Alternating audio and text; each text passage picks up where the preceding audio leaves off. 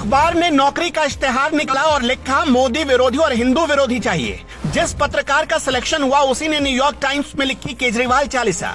एक ही दिन दो विदेशी अखबारों में छपी केजरीवाल एंड टीम की तस्वीर। केजरीवाल ने कितने पैसे दिए, किसको पैसे दिए तारीफ छपवाने के लिए। जिस अखबार में फोटो छपवाकर 56 इंच का सीना कर रहे थे केजरीवाल, वो अखबार कैसे अमेरिकी खुफिया एजेंसी CIA के इशारे पर काम करती है।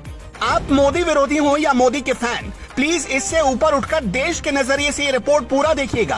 तभी आपको पता चलेगा कि जिस विदेशी मीडिया में छपे लेख को लेकर आप लहालोट हो जाते हैं, आप गोल्ड मेडल मान लेते हैं उसे, वो कैसे देश विरोधी काम करता है।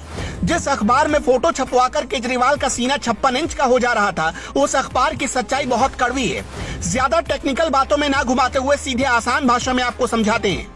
लेकिन उससे पहले सोशल मीडिया के एक दावे को बहुत ध्यान से सुनिएगा और समझिएगा। 18 अगस्त 2022 को जिस न्यूयॉर्क टाइम्स में केजरीवाल की फोटो छपी थी ना, उसी न्यूयॉर्क टाइम्स ने करीब एक साल पहले 1 जुलाई 2021 को नौकरी के लिए एक प्रचार निकाला और लिखा उसे दिल्ली में एक ऐसा पत्रकार चाहिए जो मोदी विरोधी हो, हिंदू विरोधी हो, मोदी सरकार को हिलाने वाले लेख लिखने की काबिलियत रखता हो।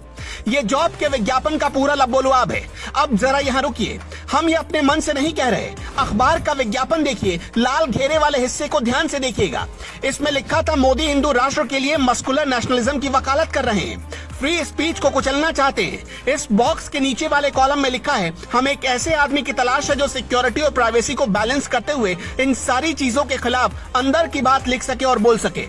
आप जब इस जॉब वाले विज्ञापन को पढ़ेंगे तो पता चलेगा एक अच्छे जर्नलिस्ट से ज्यादा न्यूयॉर्क टाइम्स को एक ऐसे जर्नलिस्ट की जरूरत थी जो मोदी विरोधी उसके एजेंडे को अच्छे से चला सके। इसके बाद सिलेक्शन हुआ करणदीप सिंह और सौम्या खंडेलवाल का। जो लाल घेरा देख रहे हैं ना आप, इसमें सिर्फ और सिर्फ मोदी सरकार को तानाशाह साबित करने की कोशिश की गई है और बताया गया है कि जो भी होगा वो इनसे लड़ने वाला होना चाहिए। अब यहाँ हमारा आपसे एक सवाल है, ईमानदारी से जवाब दीजिएगा। नौकरी के विज्ञापन में किसी सरकार की आलोचना कभी देखी और पढ़ी है क्या आपने? न्यूयॉर्क टाइम्स इसे चाहता तो सीधा सीधा लिख सकता था कि एक निर्भीक और निडर पत्रकार चाहिए जो पक्ष विपक्ष, रक्षा, राजनीति जैसे मामलों पर खुलकर बोल सके। लेकिन नहीं, न्यूयॉर्क टाइम्स ने भूमिका बनाई, मोदी के नाम को लेकर एजेंडा चलाया, वो भी नौकरी वाले विज्ञापन में। एक और रोचक जानकारी आ रही है। जानकारी ये कि न्यूयॉर्क टाइम्स में जो केजरीवाल के लिए लेख लिखा गया था, उस आर्टिकल को डॉक्टर अनूप अग्रवाल, डॉक्टर नमन शाह और डॉक्टर शाहिद जमाल ने तैयार किया था। ये तीनों मोदी विरोधी एजेंडा चलाने वाले लोगों में शुमार हैं।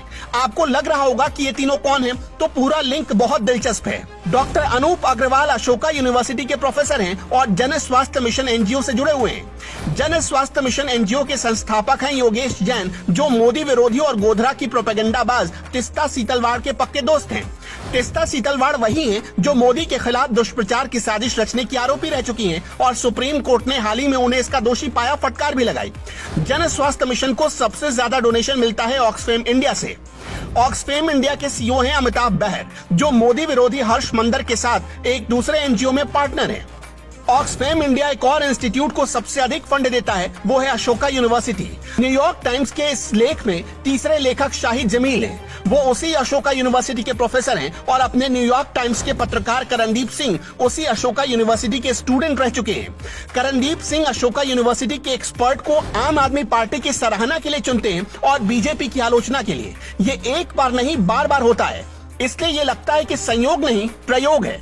अब एक और जानकारी सुनिए। विजय पटेल एक फैक्ट चेकर हैं और उनका दावा है कि अमेरिका की खुफिया एजेंसी CIA मीडिया के लोगों का इस्तेमाल अक्सर अपने एजेंडे को साधने के लिए भारत के खिलाफ करती है। विजय ने इसके लिए एक रेफरेंस भी दिया है जिसमें साफ साफ लिखा है कि CIA कुछ जर्नलिस्ट को अपना हथियार बना रही है।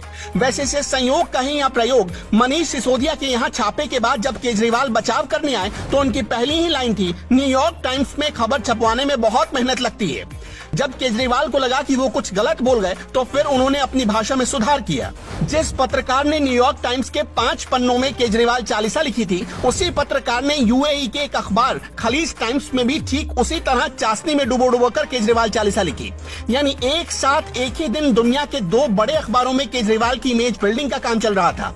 21 जुलाई 2021 को ऑप इंडिया में एक आर्टिकल छपा जिसमें दावा किया गया था कि न्यूयॉर्क टाइम्स और वॉशिंगटन पोस्ट एक समान एजेंडा भारत के खिलाफ चला रहे हैं। इसी आर्टिकल में दावा किया गया कि चीन की सरकार ने 4 साल में अमेरिकन न्यूज़पेपर्स को $19 मिलियन दे दिया है ताकि अफ्रीकन देशों के साथ बेल्ट एंड रोड इनिशिएटिव की तारीफ में कसीदे छापे जा सके।